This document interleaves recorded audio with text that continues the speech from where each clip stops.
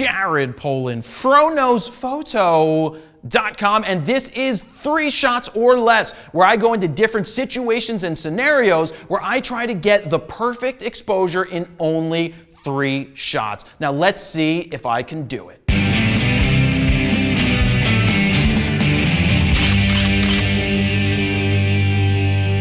So this scenario brings us to the Fro Factory, where I'm using window light and Dan as a subject to try to get the proper exposure in 3 shots or less. So what I have to look at here is I don't care about the picture I'm about to take. All I care about is getting the proper exposure and building it from something. Remember, your exposure is made up of shutter speed, ISO, and aperture. That's your exposure triangle. So in this scenario, Dan's not going to be moving. I just need to get a headshot, so I want to get the proper exposure. So a starting point is I know he's not going to be moving, so I don't need a super fast shutter speed. In this case, let's start at 1/250th of a second. And I'll let you know I haven't taken any photos yet, so I'm literally guessing the first exposure to see what I need to do after that. So I'm going to be at 2/50th of a second. Let's say f3.2 and ISO, let's do 1000 ISO. So I've got 1/250th of a second at f3.2, 1000 ISO. Let's get this photo of Dan.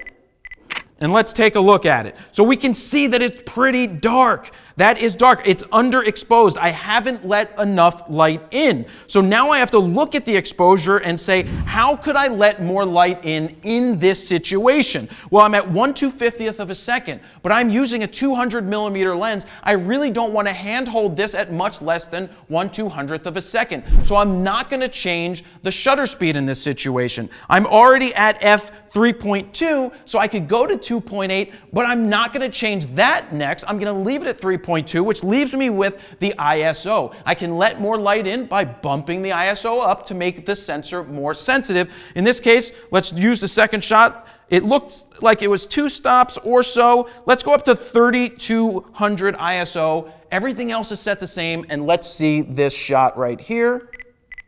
The second shot looks pretty darn close. So I said that you can get the perfect or the close enough exposure in 3 shots or less. I've basically gotten there in 2. It just subtle tweaks once you get there. So being that we have 1 more shot left and I'm looking at this and the exposure and everything looks pretty good in the histogram, I'm going to go to 1/320th of a second, which is just going from 1/250th to 1/320th at 3.2 at the 3200 ISO. Let's take the picture. The third one.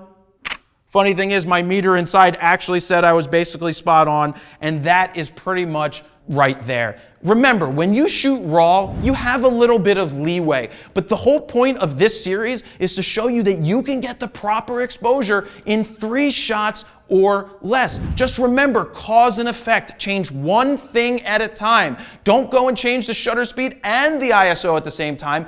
Build from there. Take one picture, figure out what scenario or situation you're in, and then take and make the changes from there. So that's pretty much it. But what I want to ask you guys right now is to leave a comment down below if you would like to see me in a certain scenario to try and build the perfect exposure in 3 shots or less. Maybe we'll pick yours, but that is how I did it for this scenario. And I thank you guys for watching. Jared Polin, FroKnowsPhoto.com. See ya.